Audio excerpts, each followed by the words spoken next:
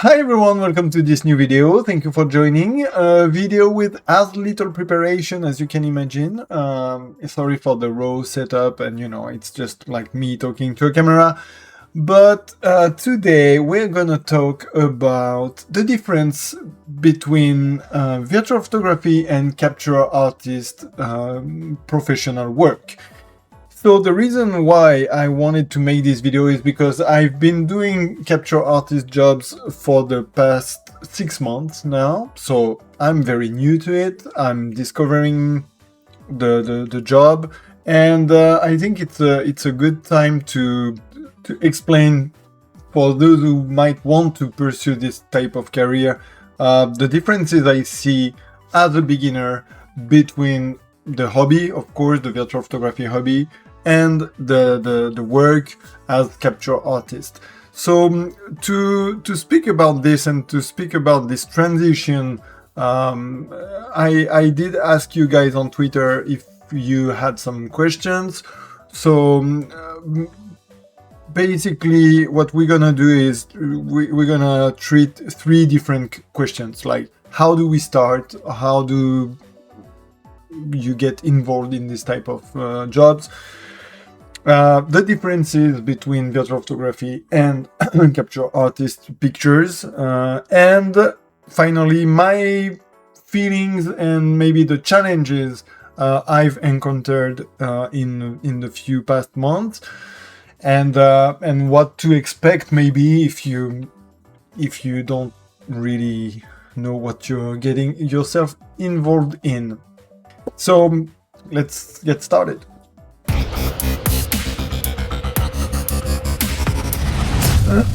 All right, so how do we start, how to get involved and stuff like this? It's a tricky thing to answer, because my way might not be the way you will able to do it. Other people might have been starting differently, of course. So I'm gonna just tell you my story, or what I think happened with me, because I'm not even sure. And you'll see if it's something that you can somehow apply in your life or not. But for that, I'm gonna have to make a little bit of explanation about myself. So I'm 45 years old right now. So I've done different jobs in my life. My main job that I'm doing now for 15 years is teacher. I'm French language teacher in Japan. So that's my job, that's my career. Quite often in my life, when I had a passion or when I had a hobby that would take a lot of my time and my involvement, it kind of followed the same pattern. So I would get very excited about something. I would get involved in the communities, and by getting involved in the communities, I mean like producing myself content, or trying to add my voice to the chorus, I guess.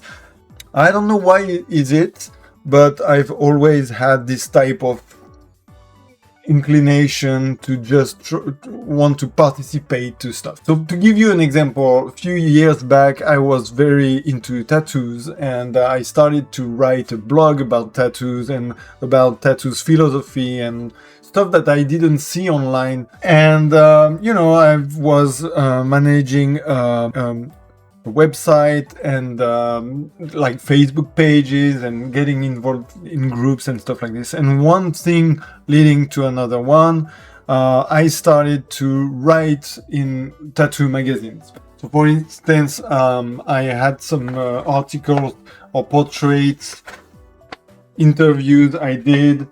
So it's not new to me to go from hobby to somewhat working stuff.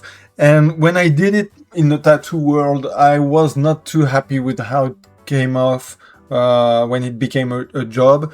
So I try to be very careful with that, and we'll talk about this in the last part of the video, I guess. But separating the hobby from the job is very important to me, and that's why you might have heard me in the past say that I was not pursuing the capture artist life, and I was just happy with being a hobbyist and virtual photographer.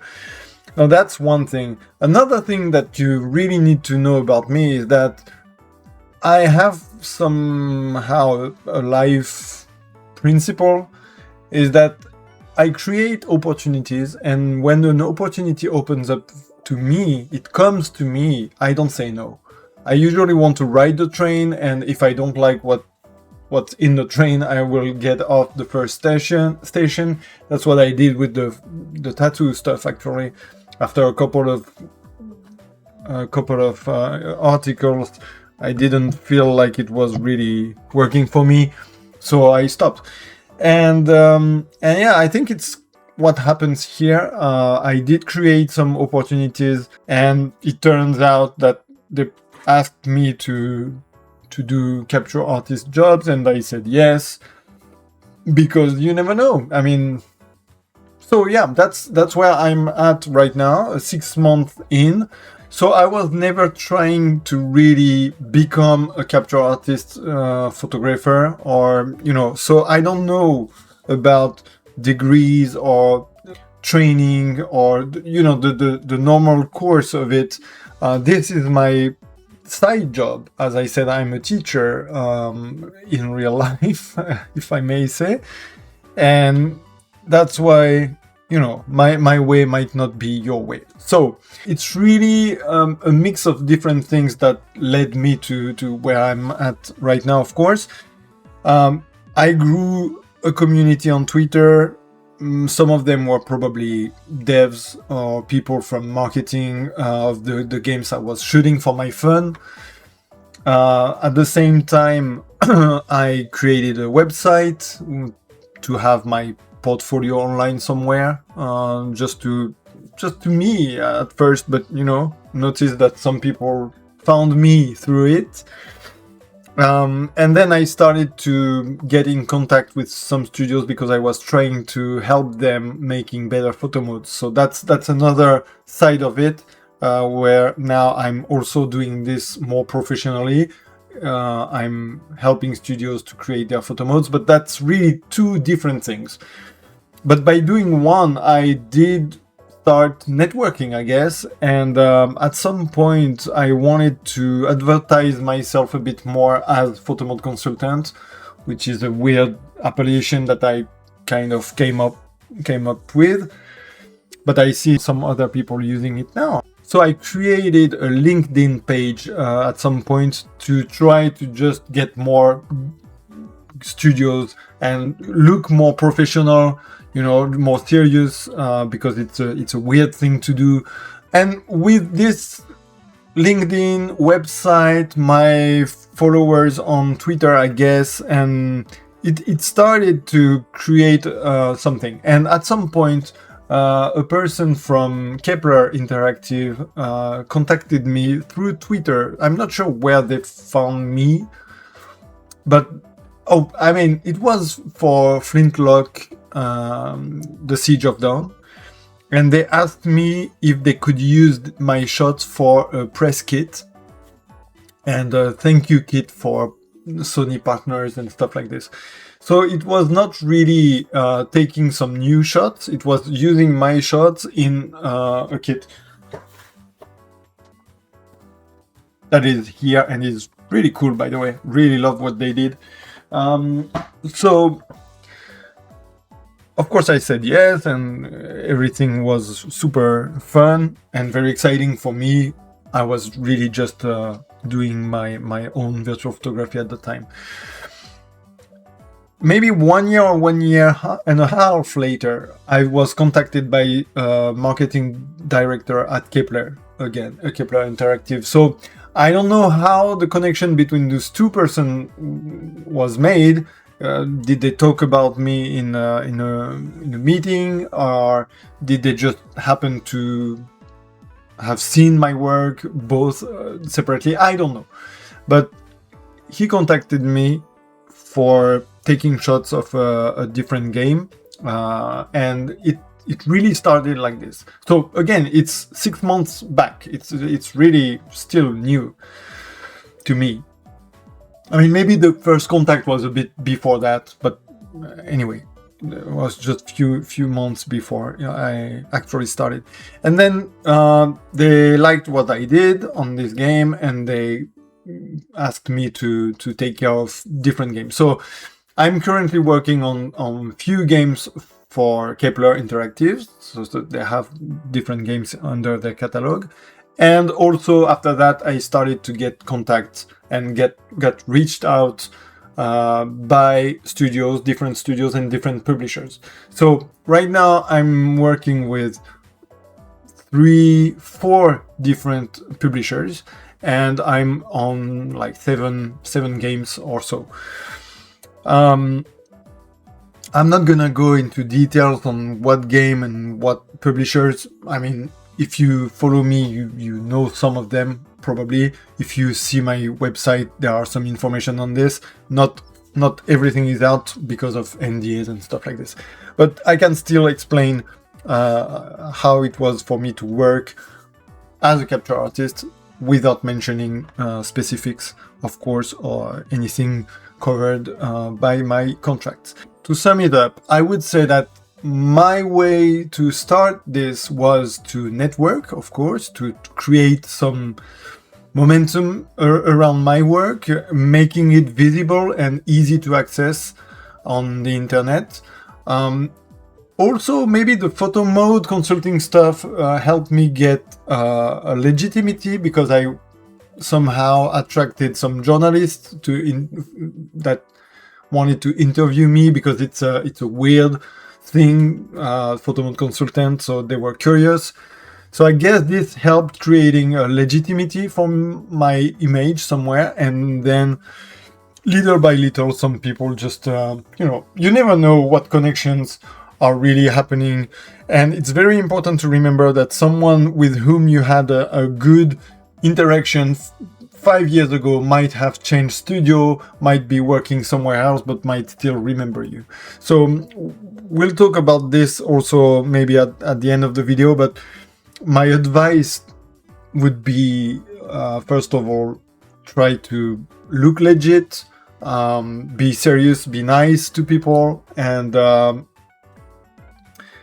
hopefully it makes the how we say this in English, I'm not sure. In French we say the mouth to ear. Maybe we say this in English as well.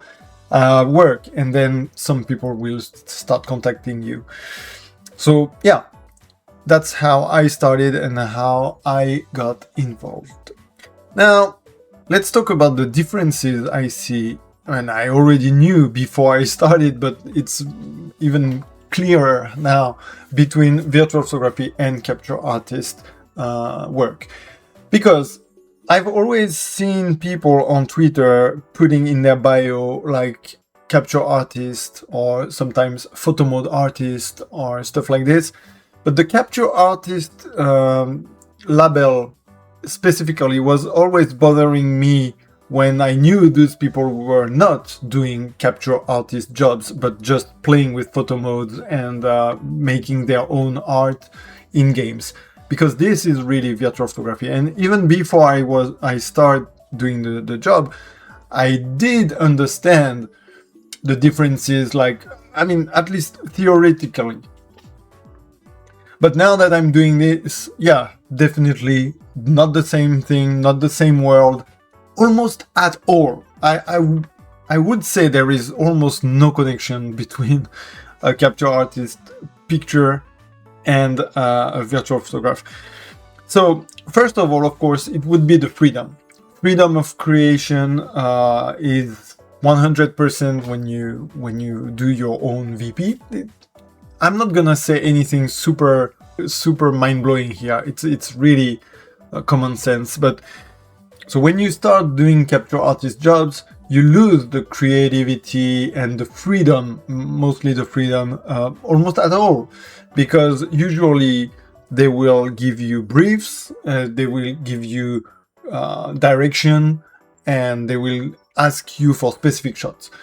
So I'm gonna give you a couple of examples that were pretty different in what I worked so far. So sometimes you will get a very detailed brief. Let's say this character with this outfit in this place doing this, like maybe an action shot or something like that. All right, then you will try to take a couple of shots that fit this description, and then you send them and they decide which one they want. Hopefully right away they find what they like. Spoiler alert, doesn't happen. So you do have a bit of freedom in this frame. I mean, you can come up with different compositions or different lightings or stuff like this, but mostly your skills will be more about how good you are to compose a appealing image. All right, so if you're good at composition, if you understand the dynamics and stuff like this, that's about it on the artistic aspect. So you lose this freedom and you lose a lot of artistic aspect. In fact, I'm gonna even say that usually the shots that I send and they finally are happy with, I don't like them. I don't really like them, or that would not be the shots I would do for myself almost at all. And it was, we'll touch about this again in the last part of the video in the challenges, but yeah, that was a bit tricky at first. It still is, actually. I tend to just go first with a very virtual photography-ish composition, and it's very all well thought, very, and it's too much. And usually they're like, no man, that's absolutely not what we are looking for. Now I have a different experience that I can talk about. A different studio reached out to me and asked if I was able to do different things, and some of them I was not. I specifically like software use or stuff like this. So from the start I told them, okay, look, I'm not good at that. I cannot do this, I cannot do that. What I can do is this and that. So I can compose a picture, I can go in game, and I was very upfront and honest with them, which by the way we'll talk about again. But yeah, it's very important, I think, to help create your network and being trustworthy. So they decided to still get me on board, because they said, okay, what we like is your work. We like how you shoot games. We like your eye. So just go in game, have fun, find some cool places to shoot, and kind of scoot out for us some good ideas and some good aesthetic and stuff like this. So that was pretty fun. At first I went in game. It's a game that will be out this year. So the game was not ready at all yet. Some places were, but And I did some cool shots that I like, because again, that was really the job here, just doing my virtual photography.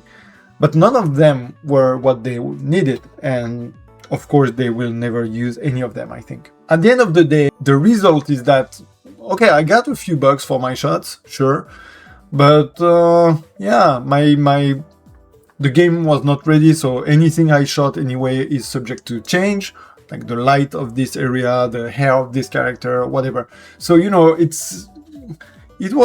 I don't really know why they went for this kind of work for me. So that's definitely not the usual. The usual is they will put you on board, give you a sometimes very detailed brief, and you produce the shot, you send them, and you get the feedbacks, rinse and repeat. So it's a huge difference. Why is that? What they want is marketing assets, right? They don't want your passionate artistic idea of the shot. So usually you have to strip down all the layers of creativity and of good ideas that you have, because actually they just want something efficient that people will see on an article or on Steam page, and it will represent the game. Sometimes you don't really know what what is their image of their own game. Because you're so used as a virtual photographer to create your own style and your own lovely shots. And so you have to adapt your shots to their vision. And that's pretty hard sometimes. So the feedbacks are the main difference also. When you're a VPer and you're on the hobby side of things, you're on Twitter or on Instagram, of course everyone praises you. I mean, you know, no critic here. That's why we are doing this. So you put up shots, people are like, wow, super cool, good idea. Sometimes you get some conversation on criticism and stuff. It's okay too.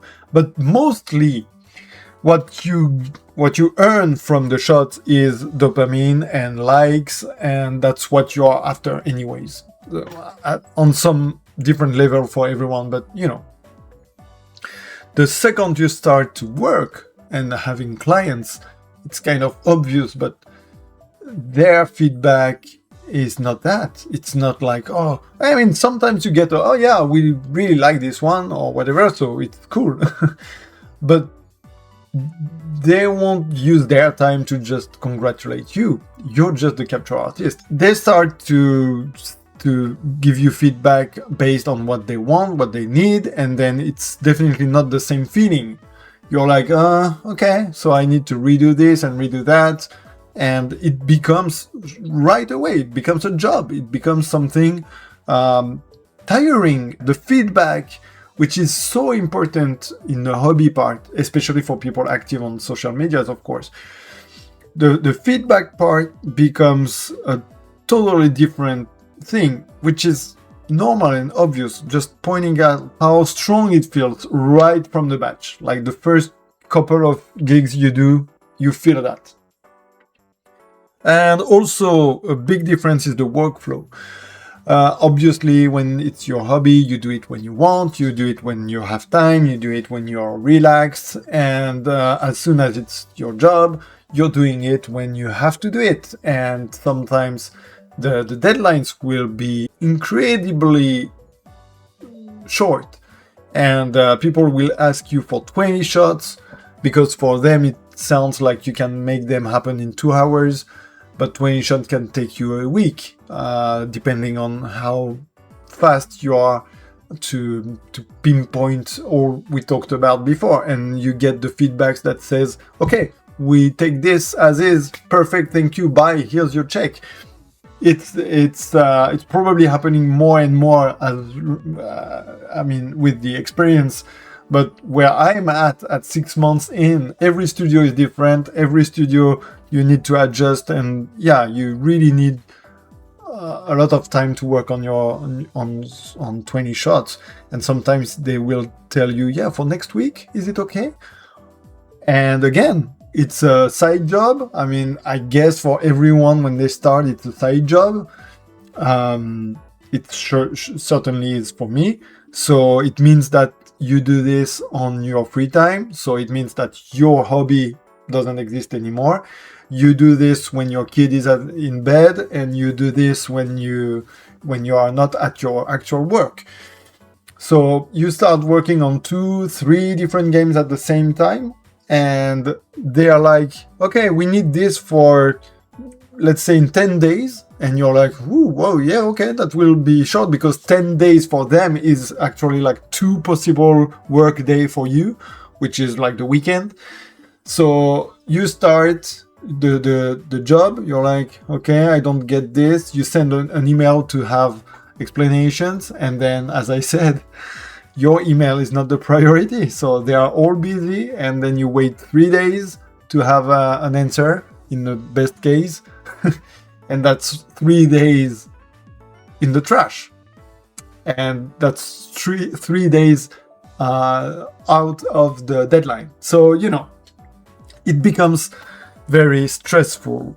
So I guess we are already touching on the challenges part, actually, in the last part of the video. So the challenges would be absolutely the workflow, the stress, and the adjustment. Every studio or every game even will have different dev tools for you to use. So you will need to get acquainted with it. You need to understand how it works, what you can do, what you can't. What you can't do, is it something that they want you to do? Because sometimes it's the case. And when you accepted the job, you said, yeah, I'm probably able to do this, and then you check what you have at your disposal as technical tools, and then you're like, oh wait, no, I can't. So you need to learn this. You need to switch from one to another.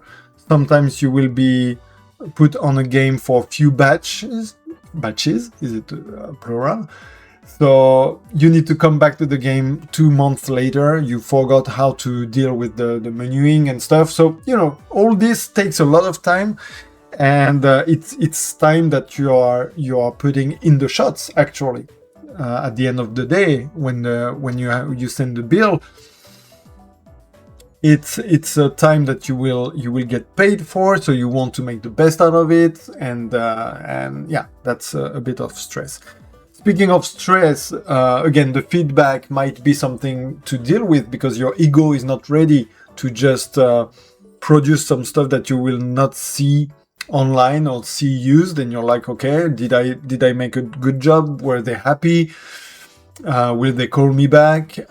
It's it's one game, 2 games, and then you start thinking. So I'm gonna tell you an actual story from last week. So I woke up in the middle of the night because I was not sleepy anymore, and I started to think about this. I had like 2 games, maybe 2 or 3, let's say, where I wasn't sure how it went. On the first few sessions I had with them, for different reasons, but I was not happy with my work, and I thought they were not happy with my work either. Because again, the feedbacks are really not about praising you, even though they like it.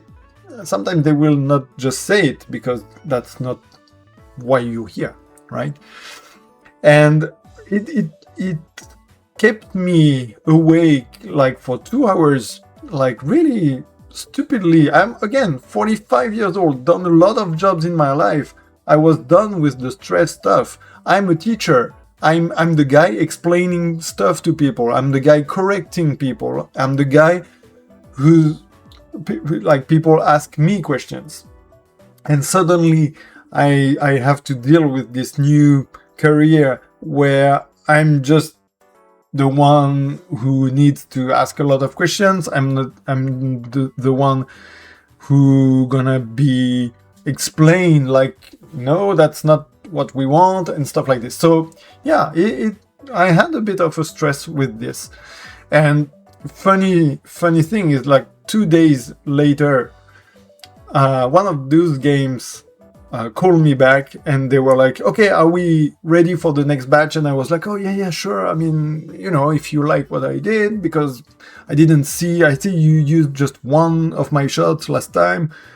And the guy went, no, we used a lot. We sent them to the press, and then every outlet used what they want. But we sent a lot. And then I did some research, and I found my shot on articles and outlets and stuff. I just didn't know where to look for, and I was under the wrong impression that my work was not worthy. But it was. So, all good. And I felt reassured, and then I'm back at it. So, this type of roller coaster feelings, you might not be aware that it's that strong, that fast. This is my point. All right, I think that's the most. Let me see the questions, because I think some of them had some good ideas. Okay, so Fox Purple says, very nice. Any tips on how to get into it more? I've done a couple of captures for games, but nothing like full on. So we touched on this, like the way I did. I would sum it up again saying, like, networking is very important. Being lucky is very important, of course. But to get lucky, you need to create the conditions for you. something fell on my cheek. And I think very important thing is to label yourself and put an image out for yourself that is legit and, you know, serious, and then being nice with people, it on the long run, it will pay off. Mistress Light says, congrats man, I envy you so much. Question, are you free to capture what you want, or are publishers giving you some themes or direction of what they want to see you capture? So we touched on this also. So of course, again, with my 6 months of experience, maybe someone else have total different experiences, but so far for me, usually I get very detailed briefs, sometimes not so detailed. First, I thought I would like the very detailed one better, because it feels like you can save some time and cutting through the chase and just go where they want. But actually, you know, because it's so restrictive creatively, sometimes the shots that come out is really not something you like, because you wouldn't have started with these ideas in the first place. So it's a bit, you know, it's some good here and some bad, in my opinion. Cosmo says, were they open to criticism or adjustment to their tools? No, that's definitely not why I'm here as a capture artist. Cosmo knows me well, so maybe you were thinking about the Photomod consulting stuff, which is completely different. But on the capture artist gigs, I mean, just once I did ask for them to add a feature for me, and they did it, like putting a line of code in the dev mode that would allow me something. But usually that's not the case. You just work with what they provide you, which is just a debug mode and a dev mode, you know. So no feedback on that on my part. Anna White says, hey, congrats. The question is, what do you have to be able to do what do you have to be able to do to begin this path?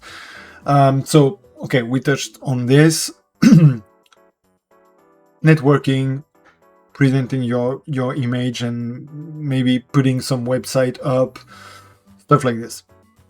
And maybe also I will add, understand that they will not look for virtual photography. So maybe if you want to become a capture artist, just try to start taking shots in this way of thinking, like marketing wise, and, you know, showcasing the game mood more than your artistry level, and then try to advertise yourself in that way. Mario says, congrats, is it video and stills or just one? I know at least in the US, capture works more video oriented. Yeah, good one. Actually, I've been asked to do some video work as well. But again, because this is not what I advertise for myself on LinkedIn or on my website, so far I've been asked more for really pictures. If they ask me for a video editing stuff, which I'm not comfortable doing, I would tell them I'm not the right person for this gig, because again, I think it's very important to be honest upfront with them, because they don't want to lose their time, and you don't want to look like a fraud at the end of the gig if you didn't produce something cool. So, you know, my way of thinking is that if I see more and more asked from studios or publishers for me to do some video stuff, I'm gonna get trained on this on my own time, just to be able to provide this kind of service. But as for now, no, I don't really want to make this either, because, you know, again, it's all on my free time as a side job. So adding more and more skills and stuff, it's complicated. So maybe if you want to do this as a full career, of course, I guess the video part is also very important indeed. Virtual Kodachrome. First off, congratulations. What are some of the differences in workflow and structure, expectation, communication, and artistic freedom given depending on the size of the project? So I answered that, but I wouldn't say it depends on the size of the project. So far, I've worked with really big games, small games, middle games, whatever you want to call this. And it's really, for me, it's really depending on the studio and their way of working. So I don't really see the size matter in this. Danny Leon says, "Whoa, 7 games! That's amazing." Well, come on, not yet, but yeah, in 6 months, I think it's okay. I have a question. Do game developers that request your skills ever talk about printing your photos to display in their offices? So didn't happen to me. Never. Again, well, as I said before, they are not here to talk about your skills and your artistry and how good you are. They are not here for you. You're here for them. So I don't know, maybe some did. I'm not sure about that. One thing that happened that was fun and I can talk about.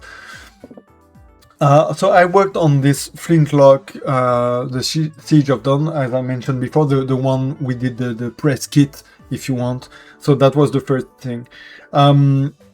And now I'm working on a different game that is from the same developer. It's not the same enterprise name. The studio changed. Some people changed, but some of them moved from the previous one to this one. Anyways, when I was doing my research on this studio, on the new game, when I was approached to do the work on this game, I wanted to know more about the studio because I didn't know them.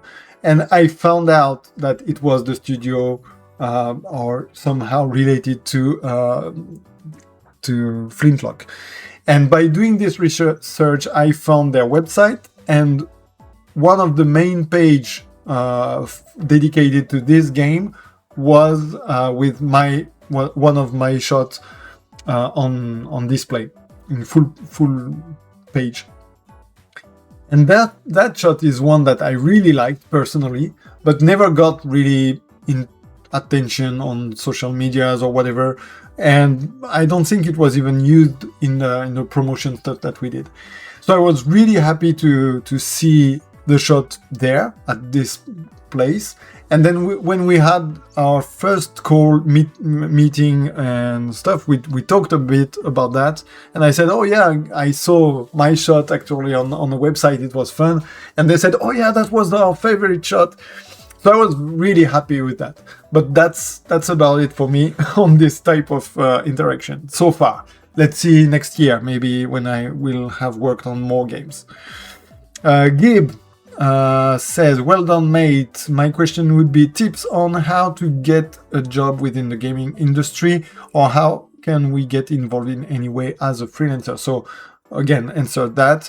But I guess the freelancer thing, it means that you will have to make connections, so you will get more gigs on different places. And I think that's about it. Sin says you can discuss the common techniques and different mindsets between the two, which I did. And I also want to find out how game developers view free camera tools. So again, this is not really about the capture artist stuff. It's really more about the photo mode building side of things. So I talked about this in different places before on the photo mode stuff. Usually they're afraid of free camera tools for photo modes, but you can convince them. And as far as capture artist gigs goes, they will usually give you access to dev mode, and that's how you create the shot. So you have free camera, of course, because you just play around with the dev mode. Sometimes they will have already a photo mode in. It happens if it's a game that you work on that is not on development, that is already done or stuff like this. So you can use the photo mode. I did that on one game. I had the photo mode, which was pretty good, by the way, but just the camera range was not enough. So I used the dev tools, the debug mode on top of this to just increase range and get the shots that I wanted. So that's it. All right, I think it's long enough for that topic. If you have any different experiences, I know a lot of you guys are already more like professionals for long term, so don't hesitate to share your experience or your advices if you want in the comment below. Again, I really wanted to talk about how abrupt, how soon are the changes appearing in your life when you transition. In my opinion, that's what surprised me the most, actually. How soon I was not able to do my hobby anymore. I haven't shot a game for myself in months, really. Because again, your free time will be part of your new job, and that's kind of sad, but yeah, that's up to you to choose which way you want to go, of course. I, for myself, will continue to shoot some games and see if I'm happy with this or if it becomes too more stress than pleasure, and then we'll see what the future holds. Thank you so much for joining, for watching this video. Comment below if you have anything to add or other questions I can answer or other people can answer. Subscribe to the channel if you're new here. I mean, I will not flood your notification box because I rarely post.